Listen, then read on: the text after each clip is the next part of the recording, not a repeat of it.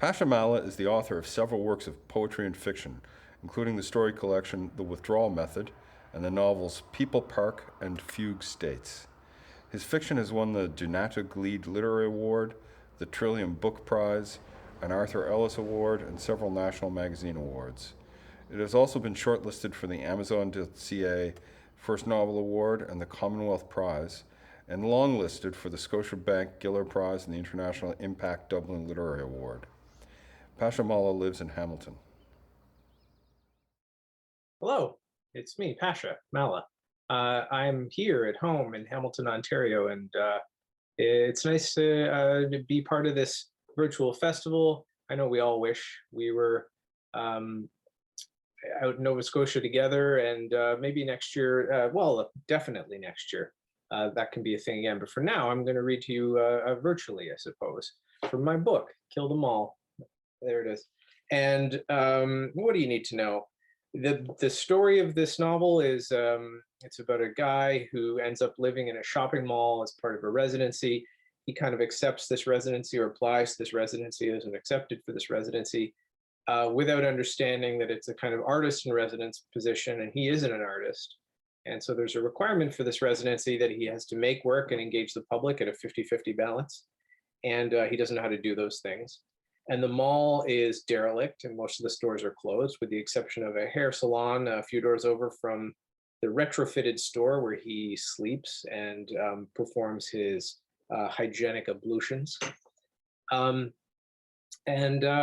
this chapter that I'm going to read, they're very short chapters, blissfully, is about well, it's about a haircut that he decides to get at this haircutting salon that he's walked by a few times, and the only sign of life in the whole mall pretty much is this kind of strangely disembodied figure in the back of the salon. So his hair's bugging him, and he decides to go get a haircut. So that's what this is about, and I hope you enjoy it. Midway through the second week of my residency, I decided to get a haircut.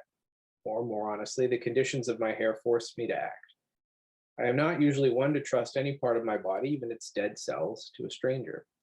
However, the tufts around my ears had gotten so wild and feathery that at night they tickled and kept me awake.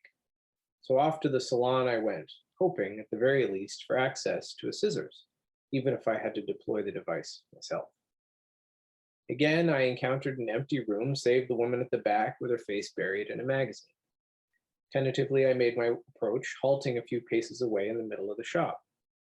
Cleared my throat, introduced myself as the person residing a few doors over, outlined the 50-50 work-public engagement balance, offered a quick equivocation about the actual arithmetic for sleep, ablutions, etc., and made my request.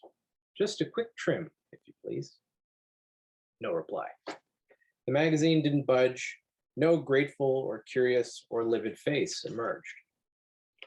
I tried again, a simple enough thing to ask, and while I would never describe myself as master of social decorum, I was certain that asking for a haircut in an establishment that specialized in said enterprise wasn't outlandish or vulgar. In fact, I felt like I was acting conventionally, even reasonably. Still nothing. The woman didn't even flinch.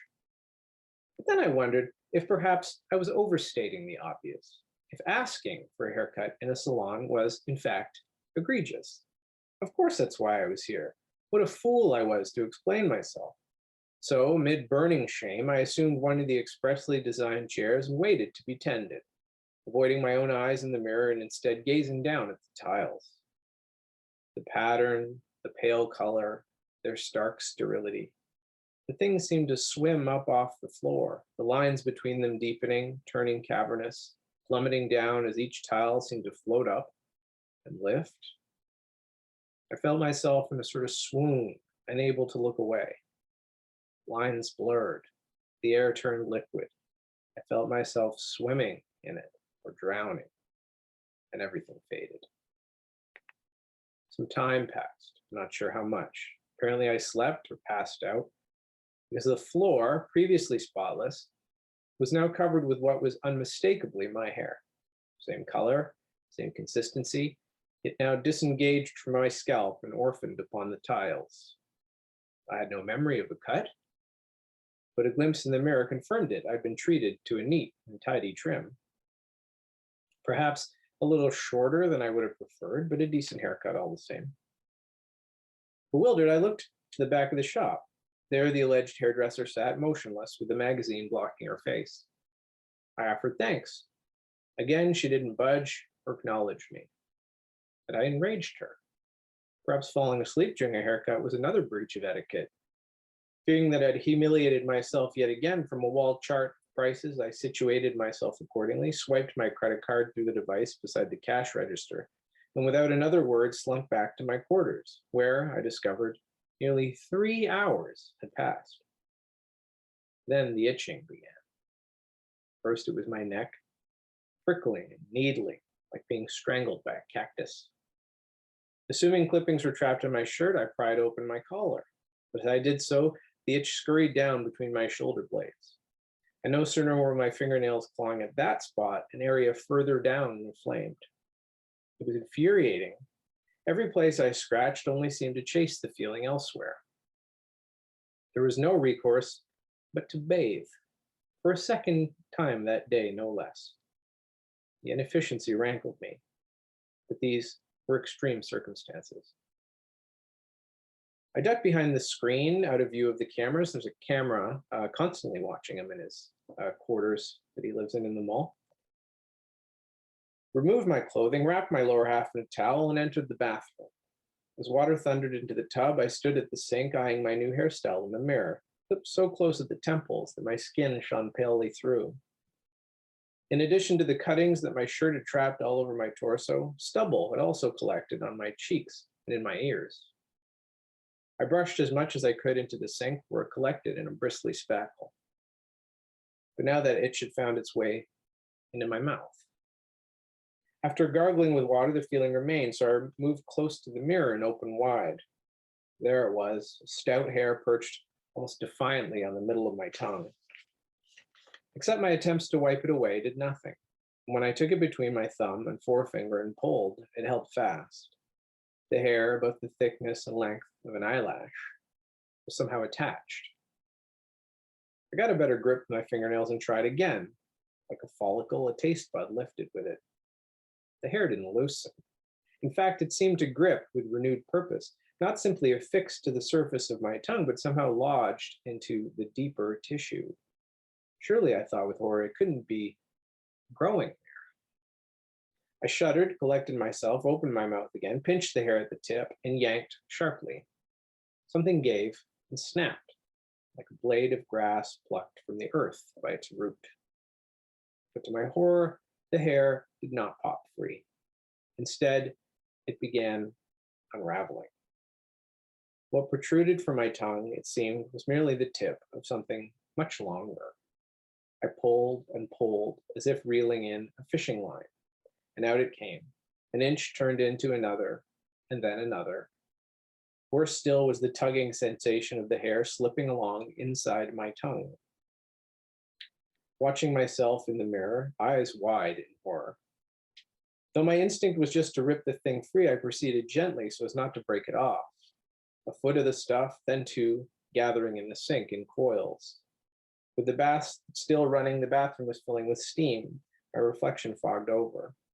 Lost in mist, I groped wildly at my mouth, and still the hair unraveled, thickening from thread to string, braided and bristly, slimy, and slithering out of a widening hole in my tongue, relentless, seemingly without end. So I closed my lips, pressed my teeth around that cord of hair, and began to chew. Thank you. And also, I apologize if you found that repulsive. I realized it kind of is. But I guess that's the point. Thank you so much. And it's a real pleasure to be here, even virtually, at Read by the Sea. Thank you very much. Well, that's disquieting, I think. Pasha, do people give you that response to this book? Is that one of the things you're getting from readers? Is a sense of unease and disquiet? Yeah, I think that's fair, and I think that's probably something I was trying to capture in the book. On the back of the promotional copy that I have, It says Douglas Adams meets David Lynch. Um, do you feel that it's Douglas Adams meets David Lynch? Not really. those are uh, those are that stuff's written by marketing people who have a savvier idea than I do of what appeals to shoppers in a bookstore, or I guess on the internet these days. But I don't know. I guess my approach to horror is absurdist, as Douglas Adams' approach to science fiction is absurdist. But I don't think that there's anything much in common between my book and any of his books other than that. And I wasn't really I like David Lynch movies a lot, and I love Twin Peaks, the TV show. But I don't really. He wasn't a filmmaker that I had in mind when I was writing this book. I'm almost wondering if Franz Kafka meets David Cronenberg might be more. I don't know whether that would be as successful in marketing. I think that's probably much more accurate. Um, yeah, I definitely Kafka was a writer I admire, like most people, and um, someone I was thinking about influentially when I was working on this book. And I guess Cronenberg is kind of known for the body horror stuff, and there's certainly that aspect, or at least an aspect of that aspect in this book. And Cronenberg, I think, is as you're doing here. He used horror as a way to come to grips with the 20th century world, with the modern world. Uh, is there something in particular that uh, made you want to write about the world of the shopping mall? Um, yeah, I mean, there's probably two sets of concerns, and one is just I wanted to write some. My first novel took me 8 years. My second novel took me 6 years, and I wanted to write something. My friend Craig Davidson, who writes horror novels, just was like, "Dude, why don't you write something quick and dirty?" And I kind of like the idea of doing something quick and dirty. So I set up this scheme where I would write one part of this book per month, and then it would be done. It was a 12-part book, and it would be done in 1 year. So I wanted to have one location and one main character sort of operating in that location, and I wanted to write something that was kind of creepy. And I worked in high school um, at a movie theater, Famous Players movie theater in what was then the London Mews in London, Ontario, which was a kind of failed downtown shopping mall that was more or less empty by the time I was working in it, with derelict stores and almost no businesses at all other than the movie theater. So I would walk this gauntlet of failure to work every couple days when I had shifts at the movie theater, and that experience has always haunted me. I thought it was really creepy, and I think since then it's taken on a little bit more of a metaphorical resonance to do with the kind of failures of brick and mortar shopping, that now so much commerce has moved online, and also just as like a kind of symbol of a sort of failure of late capitalism.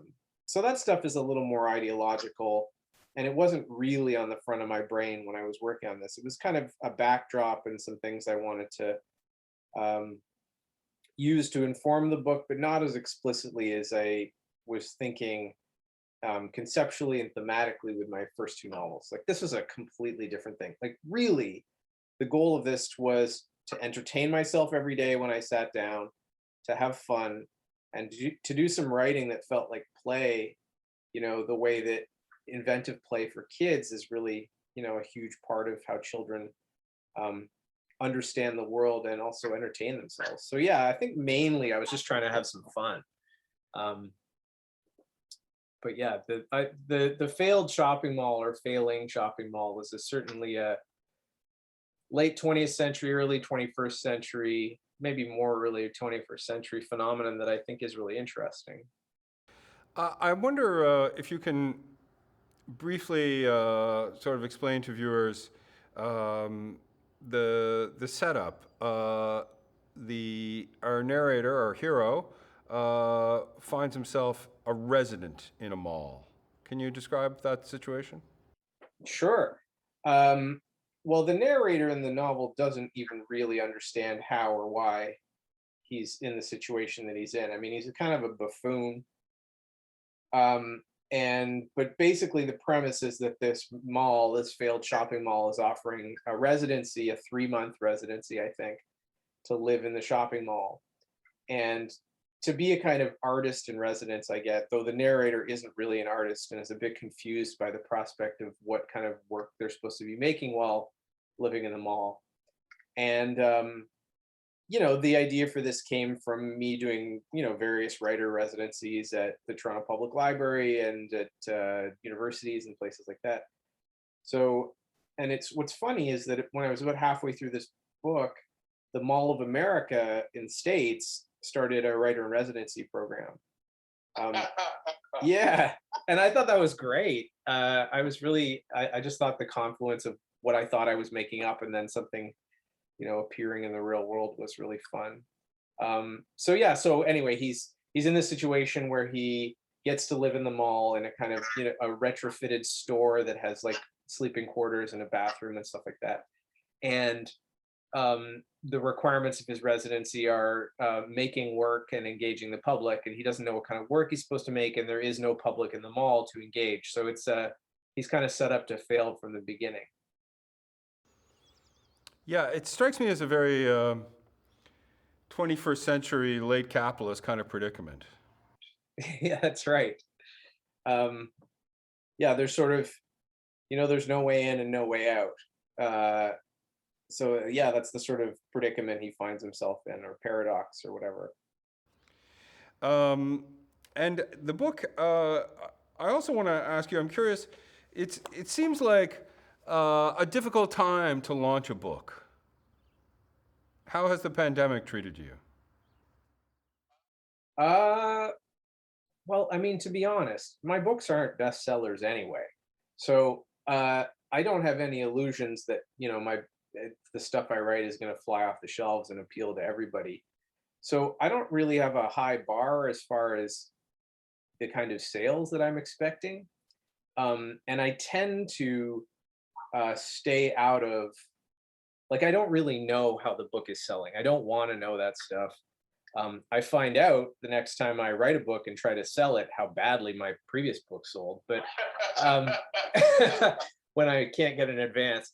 But I, like most people, the pandemic has it's been, miserable for me in the same ways that it has, most people with a certain amount of privilege.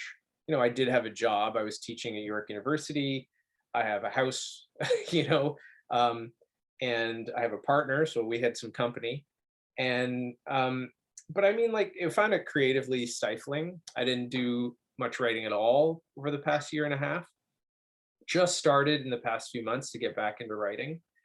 Um, and I do, a lot of how I ground myself creatively is like rooted in, I'm quite a social person. It's really rooted in, having relationships, playing sports, and a lot of the things we weren't allowed to do. So, um,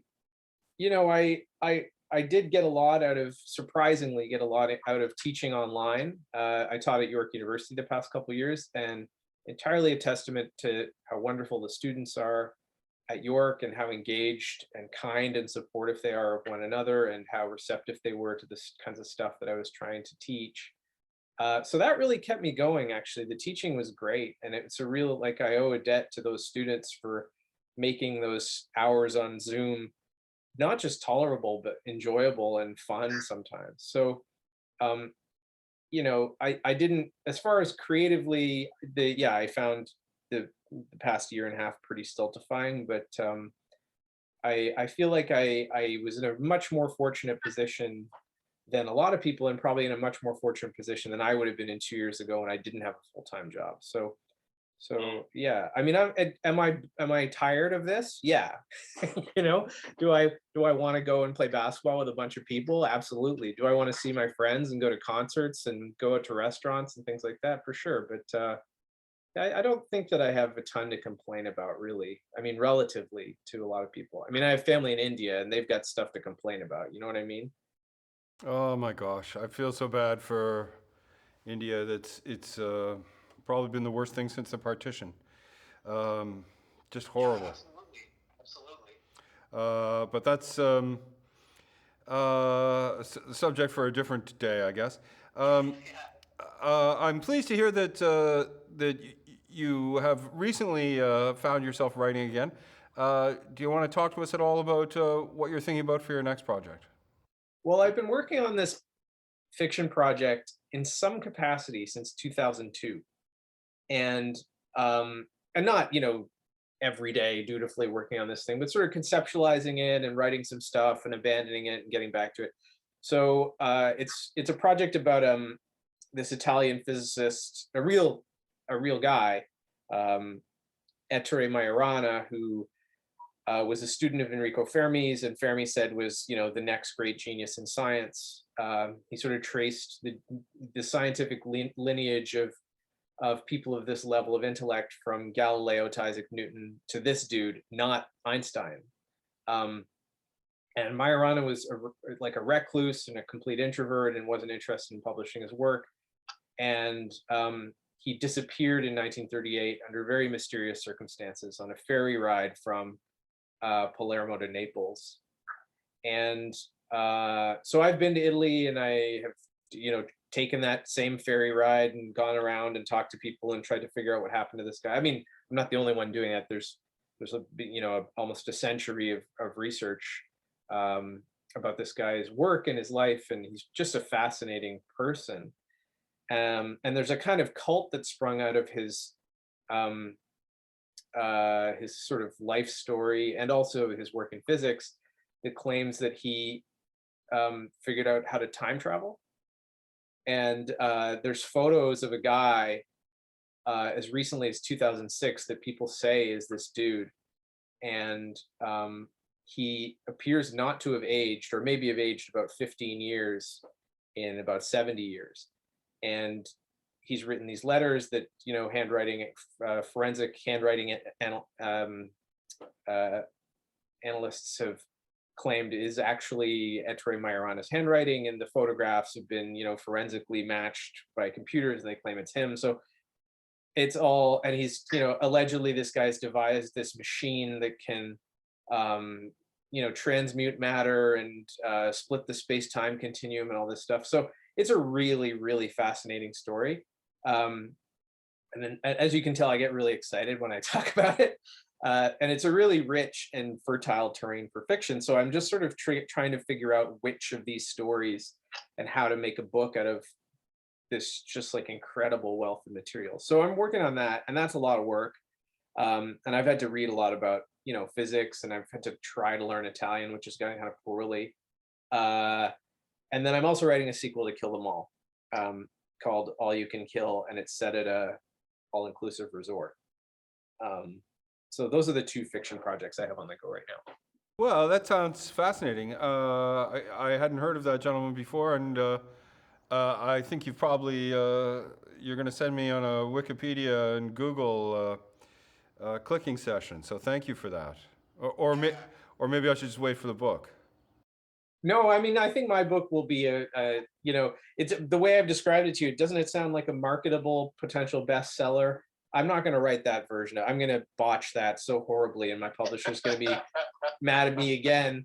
Um, yeah, I'm going to do some sort of like weirdo experimental version of that story. So there's a lot of stuff written in Italian, and some of it's available in translation in English, but there's very little written in English. There's some nonfiction, a couple nonfiction books, but it's really, I mean, this story has really flown under the radar outside of Italy. Like it's it does seem uh, like an incredible story. I mean, it is an incredible story, and all the different sort of permutations of it are fascinating to me. But yeah, it's a rabbit hole worth going down on the internet for sure. I recommend it. And then you get into the from the his contributions to physics, which are still being, I mean, like legitimate contributions to quantum physics and theoretical physics, which are being unpacked still to this day. Um, and then the kind of like conspiracy theory, lunacy. It's all really interesting. So, um, yeah, Well, that's great. Pasha, I want to thank you very much for taking time to talk to us today, and I'll look forward to what comes next. Thank you. thanks so much. Appreciate it.